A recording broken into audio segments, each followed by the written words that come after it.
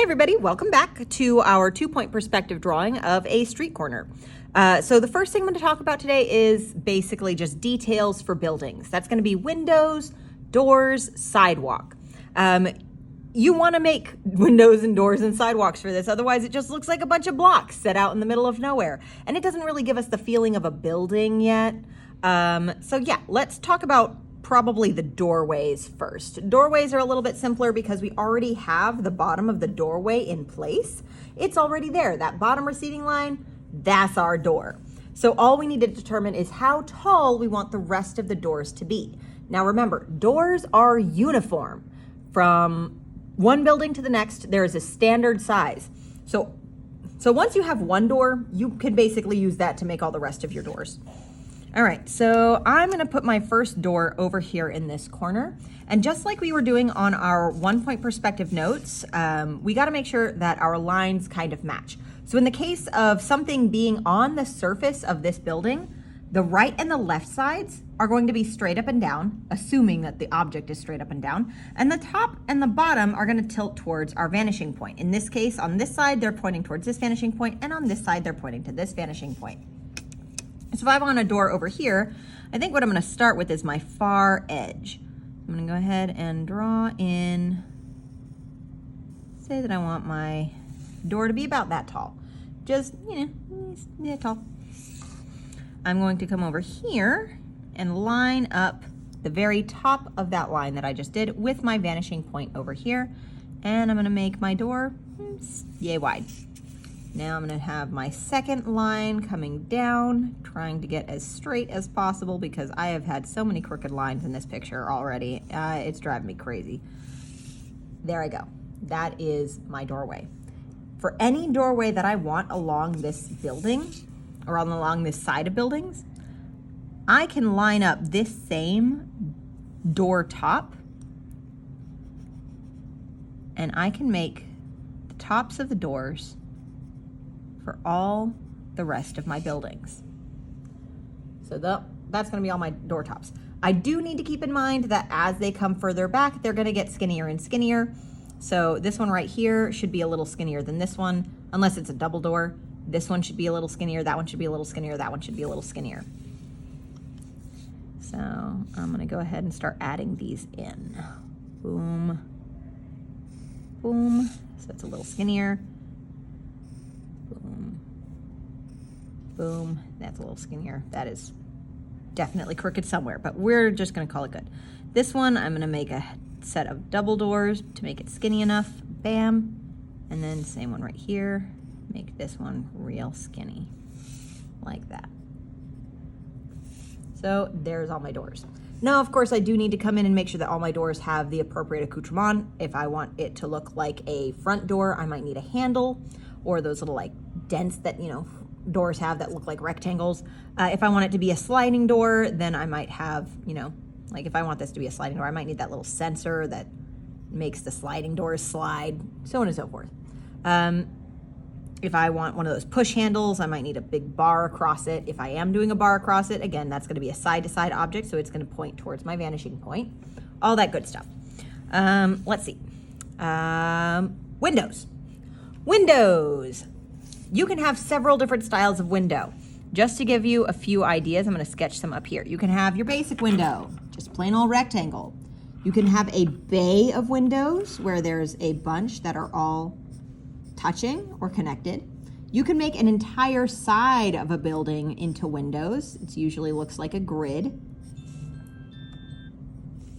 Usually looks like a grid, something like that. You can even change the way that some of the windows are shaped. So for example, if I wanted a window with an arch at the top, I can turn the top from a rectangle into a curve, and I can make a bunch of windows like this. I could even make circular windows out of square shapes and just trim that into a circle.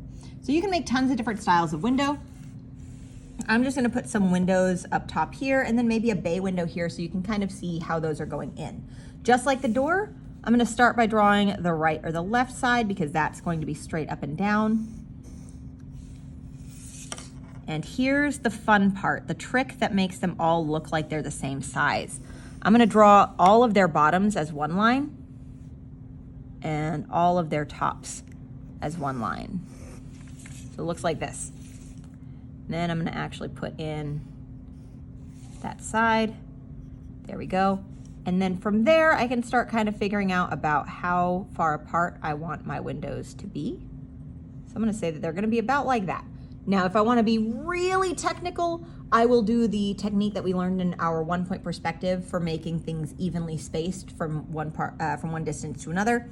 But in this particular case, I'm just eyeballing it. So if you want it to be really, really perfect, then make it really, really perfect. But if it looks funny, then like, you know, you do you.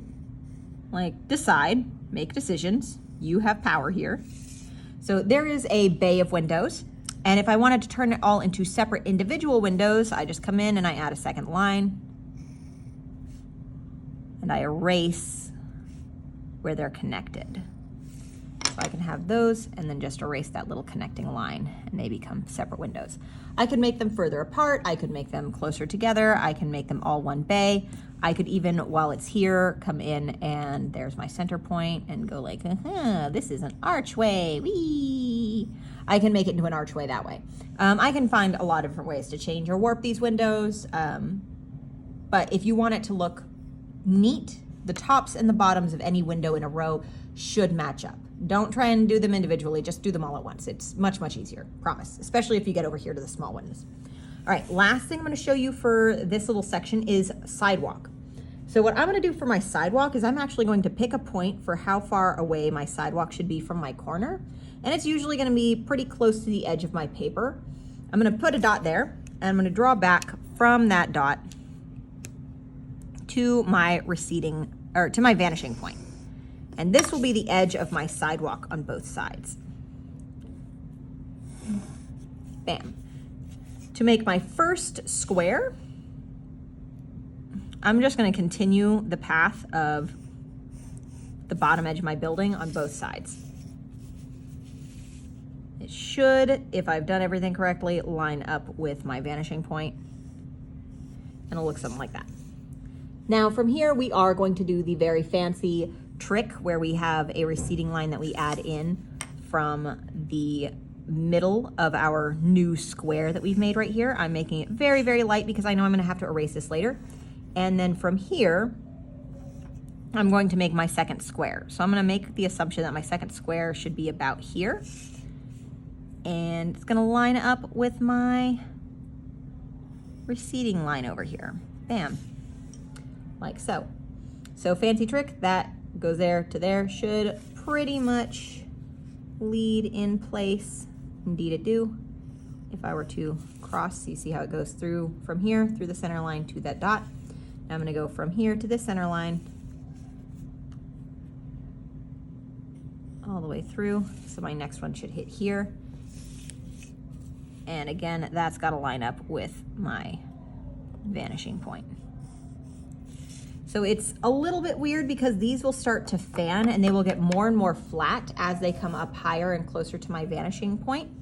But this trick still works. I draw from the end through the middle point and that'll tell me where the other end for my next receding line is gonna be.